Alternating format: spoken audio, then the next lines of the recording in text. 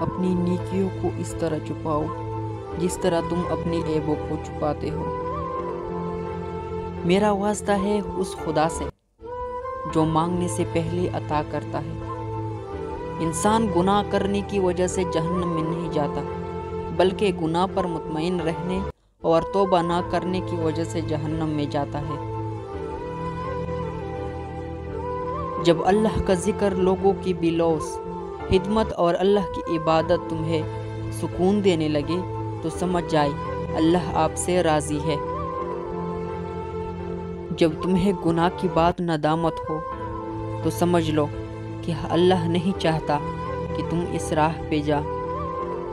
میرے چپ کو کبھی میری ہار مت سمجھنا، میں اپنی حق کے فیصلے خدا پر چھوڑتا ہوں۔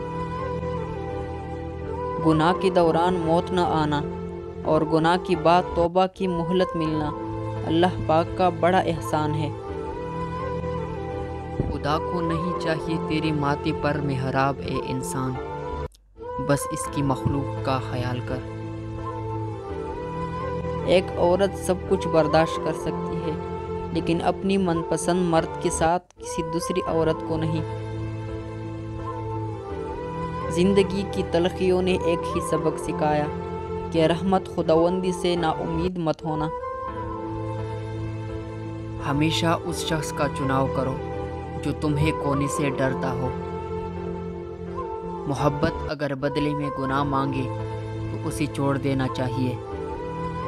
اگر کوئی عورت تمہیں دیکھتی ہی دوپٹہ ٹھیک کرنے لگے تو وہ تمہیں یہ اشارہ دے رہی ہوتی ہے کہ آپ کا اور اس کا پردے کا رشتہ ہے۔